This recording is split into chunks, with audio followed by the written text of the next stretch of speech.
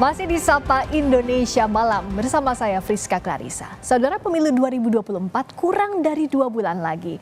Semua pasangan calon presiden dan wakil presiden berpeluang sama menaikkan elektabilitas meraih suara pemilih. Tapi beberapa lembaga survei sudah merilis hasil jajak pendapat termasuk melihat elektabilitas pasangan capres dan cawapres.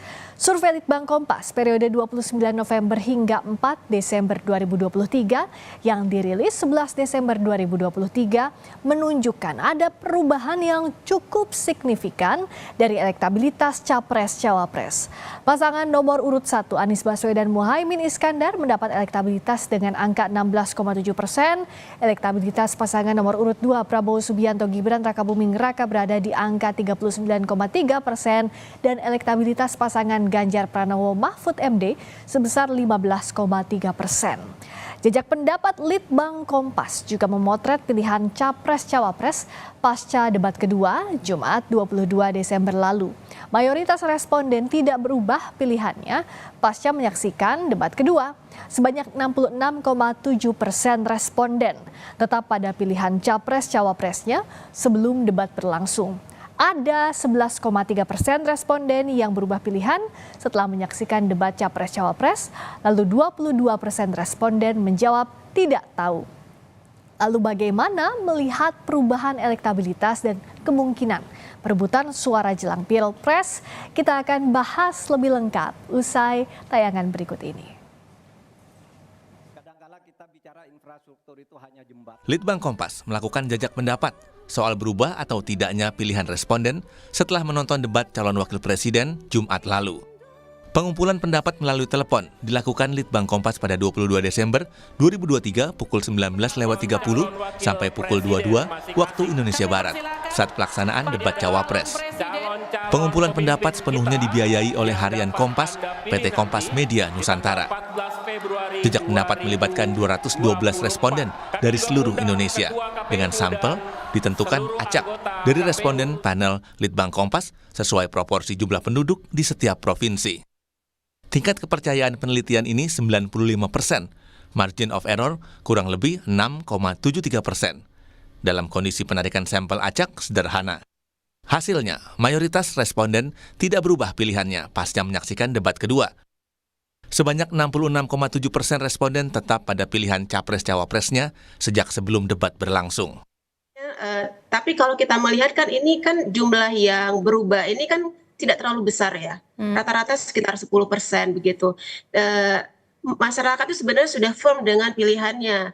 Cuman kita masih melihat lagi nanti ke depannya yang debat-debat selanjutnya jangan sampai nanti justru yang berubah, yang bimbang ini menjadi lebih besar gitu. Jadi setelah melihat debat malah jadi semakin berubah gitu ya.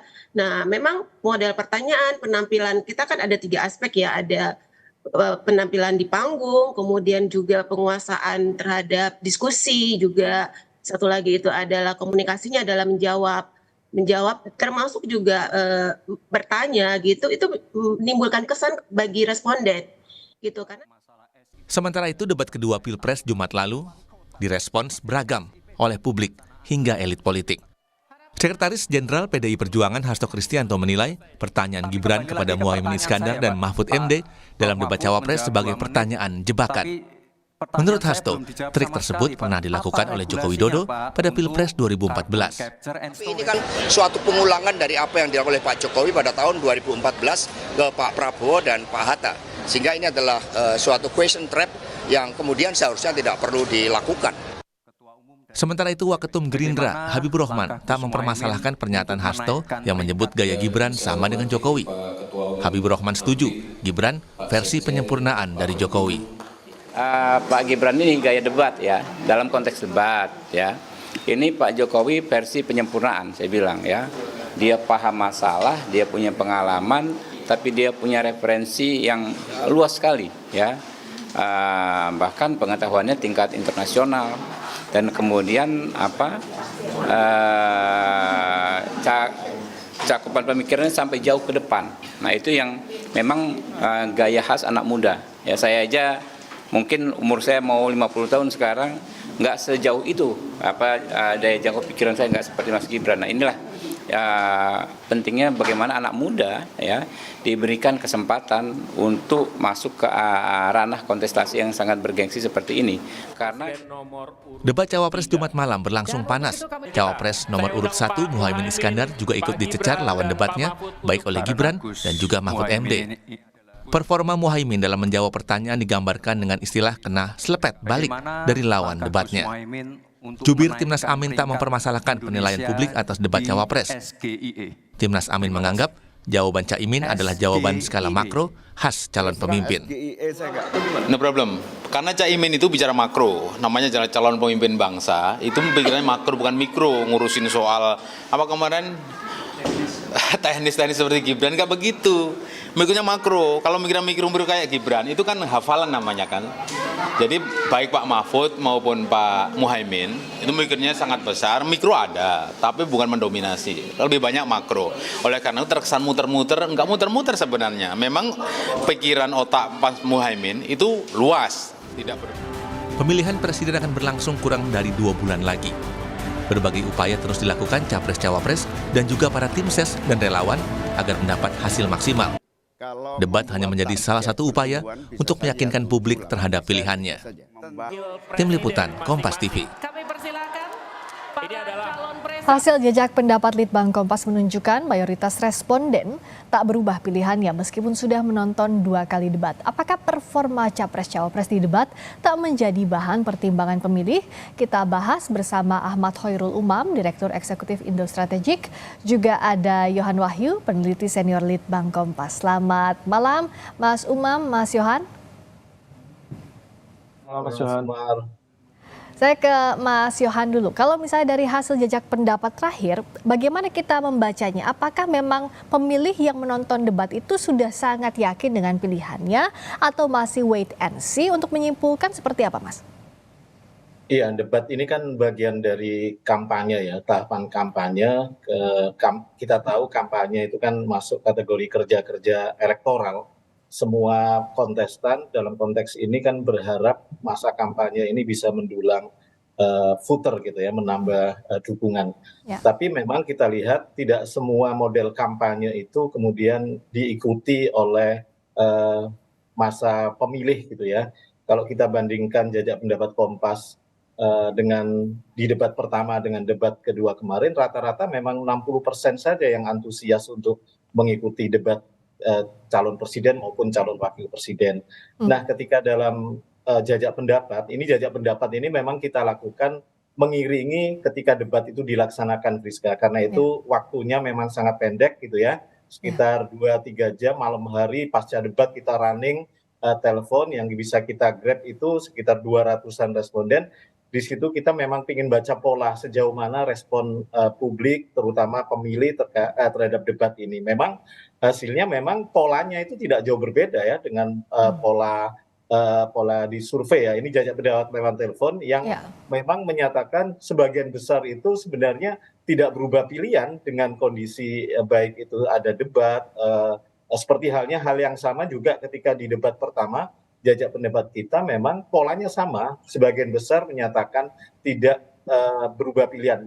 Hanya sekitar 10-11% yang mengaku debat ini akan dipertimbangkan untuk mengubah pilihannya dari yang sebelumnya memilih si A menjadi B, atau sebaliknya dari yang sebelumnya belum menentukan pilihan, mereka akan menentukan pilihan nanti. Jadi ini kita hanya membaca pola saja yang relatif kalau kita baca hasilnya tidak jauh berbeda ya dengan debat pertama, sehingga bisa kita ada garis merah yang bisa kita dapatkan bahwa debat ini memang tidak menentukan cukup signifikan ya perubahan pilihan pemilih, meskipun kita tahu ada sebagian pemilih yang menjadikan debat ini sebagai bahan pertimbangan untuk mereka semakin memantapkan pilihannya atau justru akan berubah pilihan gitu ya. Nah, kalau kita lihat dari masing-masing simpatisan ya, responden simpatisan pemilih Anies, Pak Prabowo maupun Pak Ganjar, memang rata-rata mereka cukup kuat dengan posisinya masing-masing ya, rata-rata di atas 70% itu tidak akan mengubah pilihan di masing-masing kelompok responden yang akan memilih Pak Anies, Oke. yang akan memilih Pak Prabowo, dan yang akan memilih Pak Ganjar. Artinya sudah terbentuk pilihan itu jauh-jauh hari, yang kemudian debat ini sebenarnya tidak sebagai alat uji loyalitas, tapi sekedar untuk konfirmasi saja bahwa pilihan saya oke. Sudah saya yakin, semakin yakin dengan pilihan saya. Sebagian besar responden mengatakan itu. Nah, ini menarik pola yang tadi disampaikan oleh Mas Yohan. Debat ini membuat yang sudah punya pilihan ya semakin firm dengan pilihannya. Tapi kan masih ada PR nih untuk masing-masing pasangan calon, Mas Umam, untuk merebut, kalau dari hasil survei Litbang Kompas yang terakhir ada 28,7 undecided voters. Ini kalau bisa direbut oleh masing-masing paslon, tentu kan akan jadi angka yang luar biasa. Nah, kalau misalnya tadi kalau dari jejak pendapat tidak mengubah pilihannya dengan debat, bagaimana strategi yang harus dimiliki? Iya, mengenai hasil temuan dari Litbang Kompas yang terakhir memang itu cukup terkonfirmasi, karena bagaimanapun juga menjelang pemilu seringkali pemilih itu sudah memiliki iman politik yang kuat, Mbak Friska. Nah, iman politik yang kuat itu seringkali kemudian dipertebal oleh hasil performance dari masing-masing pasangan capres-cawapres ketika mereka tampil di dalam debat. Tapi di saat yang sama, kemudian masing-masing pihak tentu akan menunjukkan kapasitas yang kemudian bisa mengkonfirmasi atau justru sebaliknya, apakah kemudian mereka layak didukung atau tidak. Nah, adapun kemudian yang namanya iman itu seringkali mengalami naik dan turun. Nah, naik dan turun itu ya kemudian yang kemudian menjadi celah bagi masing-masing tim sukses untuk melakukan grabbing atau rekonsolidasi basis pemilih loyal mereka masing-masing, sekaligus untuk mendapatkan swing voters atau undecided voters. Nah, jika kita merujuk pada hasil referensi survei Litbang Kompas yang dirilis beberapa waktu lalu, di mana undecided voters ada sekitar 28,7%, maka yang bisa dilakukan oleh masing-masing tim ses adalah betul-betul mempersiapkan pada basis konten yang memang betul-betul dibutuhkan oleh masyarakat, nyambung dengan aspirasi masyarakat. Misalnya, kalau misal kemarin tentang isu ekonomi, isu perdagangan, isu tata kelola pemerintah di tingkat lokal, maka yang perlu disampaikan adalah terkait dengan concern publik, di mana di hampir setiap survei, baik pada tingkat nasional maupun pada tingkat lokal, kalau misal kita tanya apa yang menjadi concern masyarakat, umumnya nomor satu adalah tentang lapangan kerja. Kemudian tentang stabilitas harga kebutuhan bahan pokok. Nah, jika kemudian hal-hal seperti itu bisa dikomunikasikan dengan baik oleh tim sukses masing-masing dan juga tentu oleh pasangan capres-cawapres yang ada, tentu upaya untuk melakukan konsolidasi terutama untuk mendapatkan undecided voters akan jauh lebih terbuka. Akan tetapi di saat yang sama, dalam proses debat ini praktis ada 5 kali seri debat dan sekarang sudah ada 2 dan menyisakan 3. Yang menjadi concern utama adalah soal kedisiplinan. Jika kemudian narasi dari masing-masing capres-cawapres bisa disampaikan secara clear, kemudian disiplin dilakukan, tidak menciptakan kekeliruan, baik keseleo lidah maupun hal-hal teknis lainnya, termasuk dalam konteks narasi-narasi yang dibangun tidak memunculkan kontroversi, rasanya itu akan jauh lebih efektif untuk mendapatkan basis undecided voters itu tadi. Tapi kalau misalnya udah terjadi kesalahan, maka itu berpotensi digoreng habis menjadi amunisi bagi rival-rival politik untuk mendelegitimasi kredibilitas dari rival-rival politik mereka. Oke, meskipun mayoritas kalau dari hasil jejak pendapat terakhir tidak berubah, tapi kalau kita bandingkan dengan debat pertama, Mas Yohan ada 73,4% yang tetap dengan pilihannya, tapi kalau di yang debat kedua ini 66,7%. Nah, ini bagaimana membaca perubahannya? Ada penurunan di sini? Ya, sebenarnya kalau kita baca, ini kan survei telepon yang dilakukan dengan secara terpisah dan respondennya berbeda, tentu yang bisa kita capture ada polanya gitu ya. Tidak bisa membandingkan yang kemarin 70 sekarang 60 itu penurunan, tapi polanya jelas sebagian besar responden itu sudah tetap dengan pilihannya. Ini kalau kita lihat kan kita juga menanyakan performa dari penampilan baik di debat pertama maupun debat kedua ya, misalnya terkait bagaimana mereka menjawab persoalan, bagaimana mereka menguasai permasalahan, dan bagaimana penampilan mereka gitu ya. Kalau kita bedah dari masing-masing kemarin itu cawapres Muhaimin, Pak Gibran dan Pak Mahfud, memang yang memberikan nilai tertinggi itu para pemilihnya masing-masing gitu ya. Jadi ada partisanship gitu ya. Jadi rata-rata dari 60% dari kelompok responden yang memberikan penilaian ke Pak Muhaimin, ke Pak Gibran dan Pak Mahfud, itu rata-rata di atas 60% itu memang penilaian yang lebih ya. Kita kan kasih skor 1 sampai 10, rata-rata yang ngasih skor di atas 7 itu adalah pemilih mereka. Artinya memang ada, selain terbangun loyalitas bahwa firm mereka sudah punya pilihan, mereka juga memberikan apresiasi yang cenderung lebih gitu ya kepada cawapres pilihannya atau capres pilihannya. Nah, itu terkonfirmasi di hasil debat kemarin. Nah, itu pola lain yang bisa kita baca. Selain mereka sudah firm dengan pilihannya, ada juga dua partisanship. Mereka berusaha memberikan penilaian yang lebih terhadap pasangan calon atau cawapres pilihannya di debat kedua kemarin dibandingkan yang bukan pilihannya gitu, Friska. Tapi rata-rata seperti yang sudah dilaporkan Kompas, dari 3 cawapres itu rata-rata memang seimbang ya, di angka 7 ya. Dari poin 1 sampai 10, skor 7 itulah yang lebih banyak kemudian diberikan secara umum responden kepada 3 sosok cawapres kita di debat kedua kemarin. Nah, kalau dari Mas Umam, jadi bagaimana agar meraih tadi yang belum memilih agar memilih, jangan sampai nanti larinya malah ke golput begitu ya, untuk meyakinkannya seperti apa? Ya, tentu butuh pendetailan ya, karena bagaimanapun juga tema debat ini per satu debat itu setidaknya ada 4, 5 atau bahkan 6 subtopik tema yang masing-masing adalah tema besar.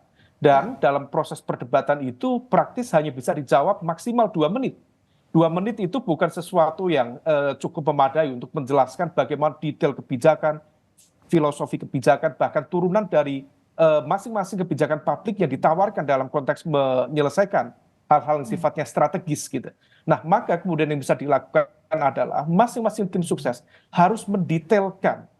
Maka kemudian dalam konteks debat bukan hanya bicara gimmick, bukan hanya bicara tentang narasi, tetapi tawaran solusi konkret dari konteks permasalahan yang diidentifikasi apa.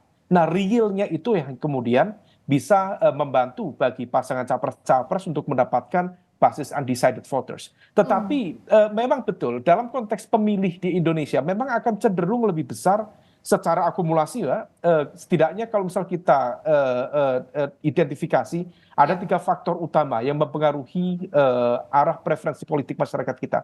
Pertama, faktor sosiologis, itu terkait dengan budaya, agama dan lain sebagainya.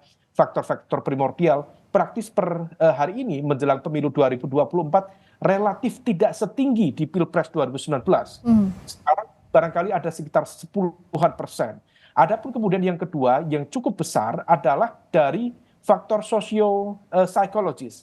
Sosio-psikologis inilah yang kemudian tentang persepsi pemimpin yang merakyat, yang ganteng, yang berwibawa, termasuk dari aspek party ID. Nah, maka di sini biasanya adalah elemen yang sudah membentuk basis pemilih loyal. Biasanya iman politiknya sudah tinggi. Apapun performance dari capres-cawapresnya mau sudah bagus, tahu ya. Tetap ada di sana. Tetapi ada di sisi yang lain yaitu faktor rational choice voters atau rational voters. Nah, elemen rational voters inilah yang jumlahnya ada sekitar 30-an% yang sangat sensitif terhadap isu-isu.